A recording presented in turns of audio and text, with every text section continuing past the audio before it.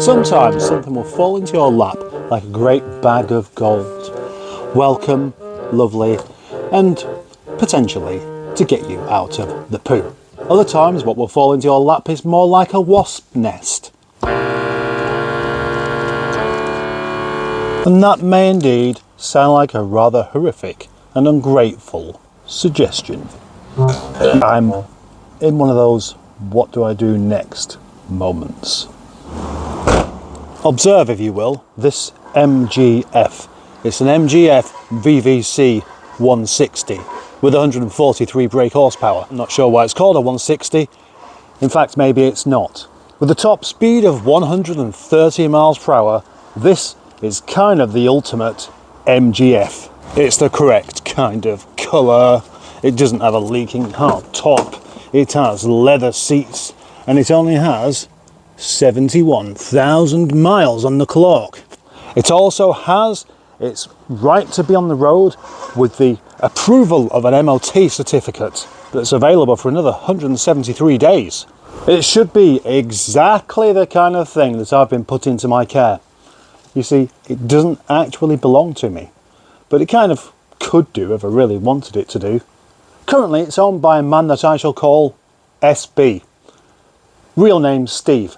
This car, fairly recently, was an absolute bargain, and it has been offered to me as well on a few occasions. But sadly, it's not here for no reason at all. Yes, there is something a bit wrong with it.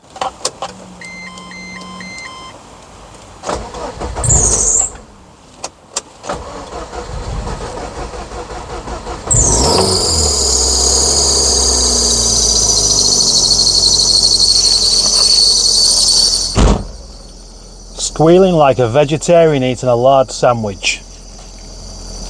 Oh, there's a wasp. Let's get the door open. That noise isn't particularly pleasant, but that's not what the problem is. Well, that's one of the problems, but it's not the thing I'm concerned with.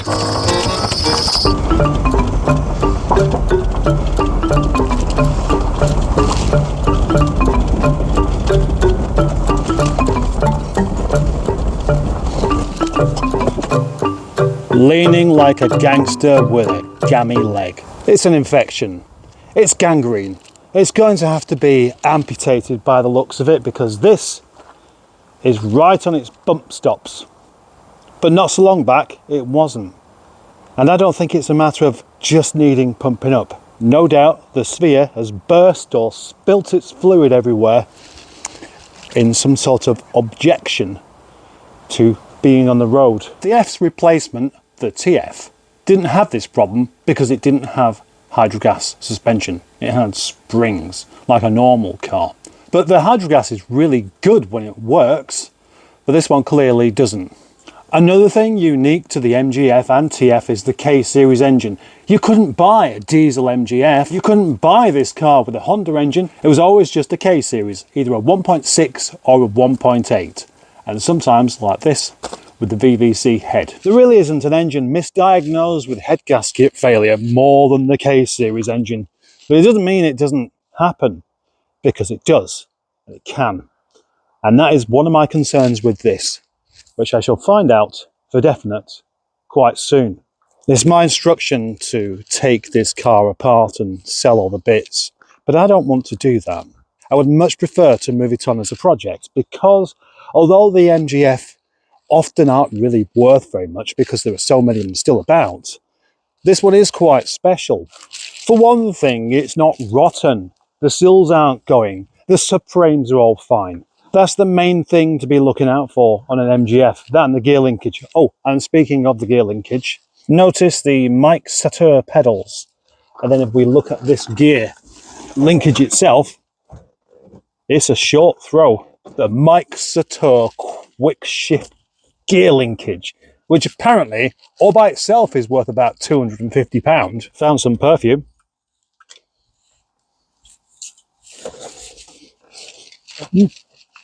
Quite like that. Let's go to the engine compartment and see what we can find.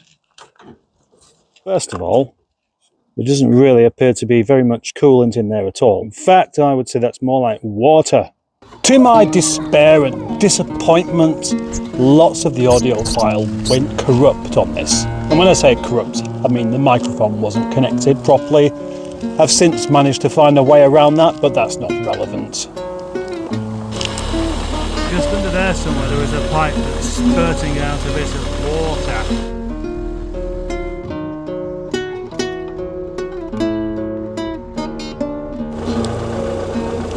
It's up to temperature. Let's try again. Now this shouldn't just come spilling out. Oh, it's not doing now. Amazingly enough, the handbrake works. Now maybe it's because when it came here the other day it was already hot. Maybe it lost all of its coolant, and then, you know, as soon as you put some in, it gives it a bit of a shock, and it's like, oh, I don't want this stuff, I'm not used to it, let's fling it all back out again. But at the moment it's actually behaving. I don't seem to be able to get hold of a sniff test thingy, and I can't smell anything in the coolant besides water.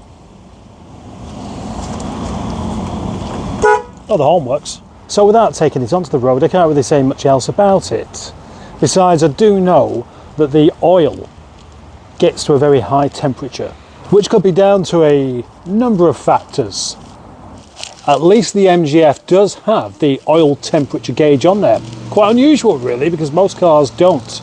So maybe more people are running around with oil temperatures that are too high without knowing about it. I can't say for definite whether that head has got a problem or not without some extensive stuff. And I'm pushed to move this on as quickly as possible. I haven't the time or the resources at the moment to do anything with it. I would just like it back out of the yard. So if you're interested in an MGF 143 or 160, whatever you want to call it, with 176 days left of MOT, just let me know.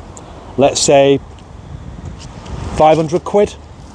If this car doesn't simply disappear out of the yard quickly, I will get around to having a little bit of further investigation.